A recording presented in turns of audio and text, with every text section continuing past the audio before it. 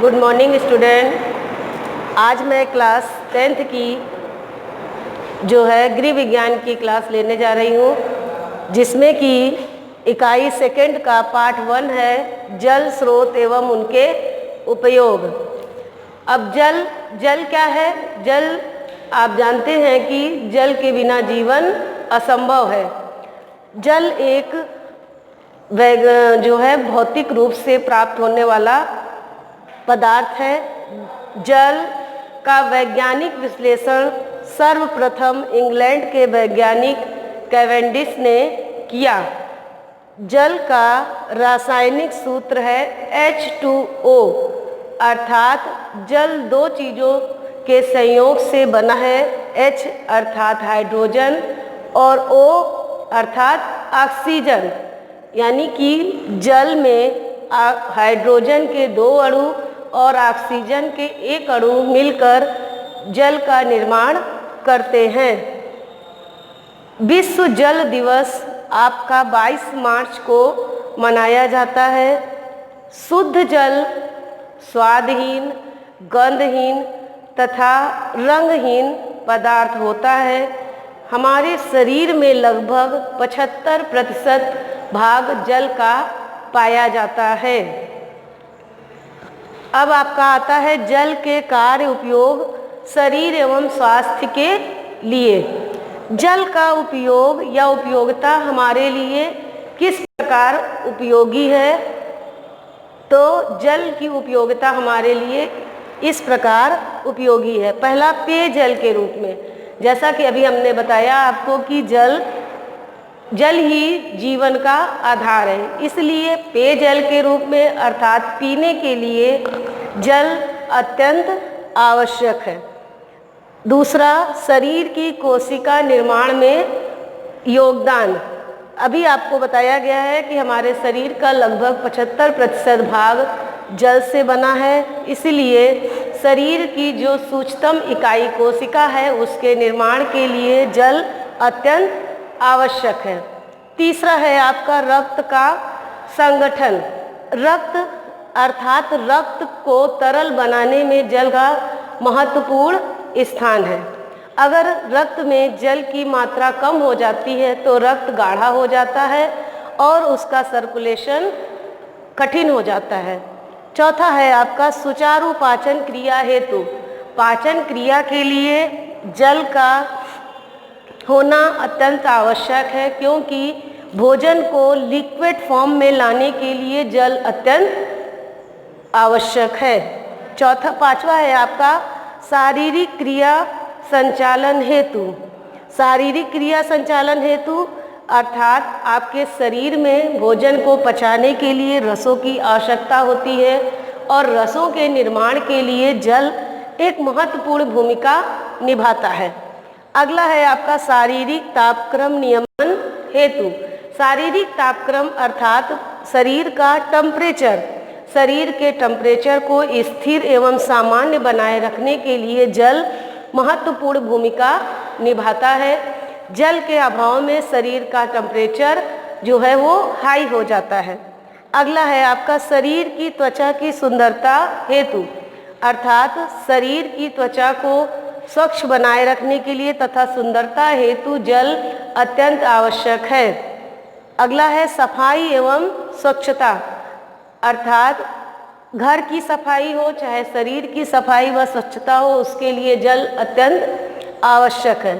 अगला है शरीर में उत्पन्न हानिकारक तत्वों के उत्सर्जन में सहायक।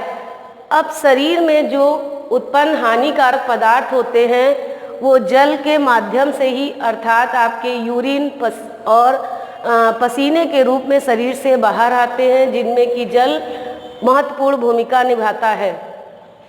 अब आपका आता है जल प्राप्ति के स्रोत। जल प्राप्ति के स्रोत अर्थात जल हमें कहाँ कहाँ से प्राप्त होता है। जल प्राप्ति का सबसे प्रमुख स्रोत है समुद्र। हमारे पृथ्वी पर 2/3 भाग में समुद्र स्थित है, जो कि प्राप्ति का सबसे बड़ा साधन है। समुद्र का जल खारा होने के कारण उसका प्रयोग हम लोग सीधे नहीं कर सकते, किंतु सूर्य के प्रकाश के कारण समुद्र का जल भाप बनकर बादल का रूप ले लेता है और फिर कुछ समय पश्चात जो है वही बादल वर्षा के रूप में जल हमारे पृथ्वी पर भेजता है। अर्थात समुद्र के बाद दूसरा आपका स्रोत हो गया वर्षा। वर्षा के द्वारा हमें समुद्र का ही जल जो कि प्यूरिफाई होकर के पृथ्वी पर आता है। वर्षा का जल सबसे शुद्ध जल माना जाता है, किंतु कई बार ऊपर से आते आते बारिश का जल जो है वो गंदा हो जाता है, जिसका प्रयोग हम लोग नहीं कर सकते। किंतु वर्षा के जल को अगर संरक्षित किया जाए तो ये हमारे लिए सबसे स्वच्छ जल होता है। वर्षा के बाद जल प्राप्ति को हम लोग दो भागों में विभाजित कर सकते हैं।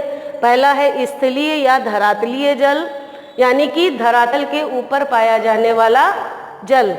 धरातल के ऊपर पाया जाने वाला जल तीन प्रकार से प्राप्त होता है। पहला है नदियाँ, दूसरा है तालाब और तीसरा है झील। नदियों का जल जो है हमें नदियों का जल भी शुद्ध होता है। वह सिंचाई के लिए, पीने के लिए अत्यंत उपयोगी होता है। निरंतर बहाव के कारण इसका जल शुद्ध होता है और सूर्य के प्रकाश के कारण भी इसका जल शुद्ध होता रहता है। और दूसरा है आपका तालाब का जल। तालाब का जल जो है वो, यानी जो तालाब होते हैं वो कहीं पर भी गड्ढा बन जाने से बन जाते हैं। अर्थात तालाब हम लोग कह सकते हैं तालाब दो प्रकार के होते हैं, एक होते हैं कृत्रिम तालाब और एक होते हैं प्राकृतिक तालाब। प्राकृतिक तालाब मीन्स जब कहीं पर गड्ढा हो जाता है तो उसमें जो जल बारिश का भर जाता है वो होता है आपका प्राकृतिक तालाब। और दूसरा हो गया आपका जो कृत्रिम तालाब होते हैं, उन्हें खोदकर पक्का जो तालाब बनाया जाता है वो होते हैं आपके पक्के तालाब।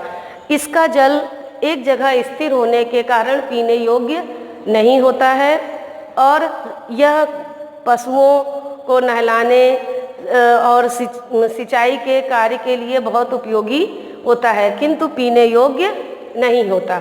अगला है आपका झीलों का जल।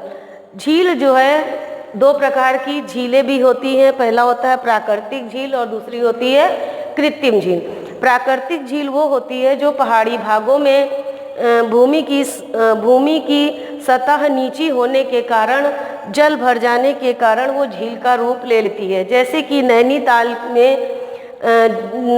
के पहाड़ों की झील प्राकृतिक झील का ही एक उदाहरण है। और दूसरा है आपका कृत्रिम झील। कृत्रिम झील अर्थात तीन तरफ से पहाड़ी से घिरी हो और चौथी तरफ बांध बनाकर जो बनाई जाती है वो होती है आपकी कृत्रिम झील। पंजाब में भाखड़ा नागल बांध जो है वो आपका कृत्रिम झील का ही एक उदाहरण है। अब आपका दूसरा स्रोत है अंतःस्थलीय या भूमिगत जल। अंतःस्थलीय अर्थात भूमि के अंदर का जल। भूमि के अंदर कुछ अंश बारिश का, कुछ अंश भूमि के गुरुत्वाकर्षण के कारण भूमि के अंदर सोख लिया जाता है, जो कि हमें झरना, कुएं और नलकूप के द्वारा वह जल हमें प्राप्त होता है। अर्थात भूमिगत जल को हम तीन भागों में बांट सकते हैं। पहला झरना, कुएं और नलकूप। फर्स्ट है उसमें झरना। अब झरने का जल अंतःस्थलीय होने के कारण सतह को फोड़कर स्रोत के रूप में बाहर आ जाता है और हमें प्राप्त होता है। झरने का जल औषधीय गुणों से युक्त होने के कारण हमारे लिए बहुत उपयोगी होता है।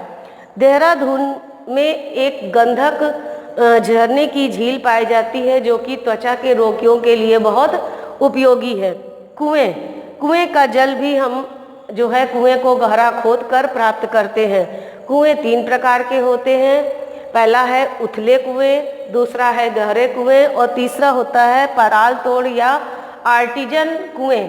उथले कुएं जो कि लगभग 30-40 फीट की गहराई के होते हैं और इनसे जल आसानी से प्राप्त किया जा सकता है, उसे कहते हैं हम उथले कुएं। गहरे कुएं लगभग 100 मीटर या 100 फीट की गहराई के होते हैं, जिनसे कि हमें शुद्ध जल प्राप्त होता है। अगला है आर्टिजन या पाताल तोड़ कुएं। पहाड़ी क्षेत्रों में जल को प्राप्त करने के लिए पहाड़ों को बारूद या डायनामाइट से तोड़कर जो जल प्राप्त किया जाता है, अर्थात जो कुएं बनाए जाते हैं, उसे हम कहते हैं पाताल कोड़ या आर्टिजन कुएं।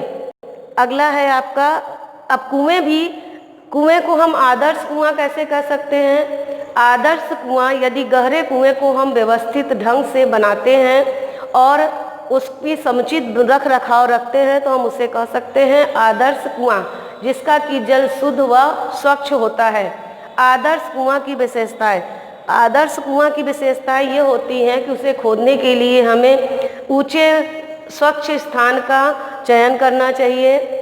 आदर्श कुआं की भूमि सामान्य हो, जहां लवणीय गुण अर्थात खनिज लवण जो अधिक न प्राप्त हो। यह कुएं पक्के बने हों तथा ऊपर से इसमें टीन शेड हो, जिससे कि इसमें गंदगी ना हो। कुएं के पास कोई भी वृक्ष ना हो तथा पानी निकालने के लिए स्वच्छ बर्तन का प्रयोग किया जाए। अगला है आपका नलकूप। नलकूप के द्वारा भी हमें जल प्राप्त होता है। नलकूप कुएं की तरह ही खुदाई करके उसमें लोहे का पाइप डालकर मशीनों के द्वारा या हाथ के द्वारा जल प्राप्त किया जाता है। जो हाथ के द्वारा जल प्राप्त किया जाता है वो हैंडपंप के रूप में आपको प्राप्त होता है, तथा जो मशीन के द्वारा प्राप्त होता है वो समरसेबुल या ट्यूबवेल के रूप में आपको वो जल ट्यूबवेल के द्वारा आपको प्राप्त होता है। अर्थात ये हो गए आपके जल प्राप्ति के स्रोत। अब घरेलू स्तर पर जल को नष्ट होने से बचाने के क्या उपाय हैं? यदि हम घरेलू स्तर पर जल को नष्ट होने से बचाने के लिए घर की धुलाई के स्थान पर पोछा लगाया जाए, फर्श को पोंछ दिया जाए, वाहन या मोटरसाइकिल वगैरह को धोने के स्थान पर गीले कपड़े से पोंछा जाए। केवल आवश्यकता होने पर ही हमें जल का प्रयोग करना चाहिए, अन्यथा नल खुला न छोड़ें। तो ये आपका हो गया यूनिट 2 का पार्ट 1 जल स्रोत एवं उनके उपयोग।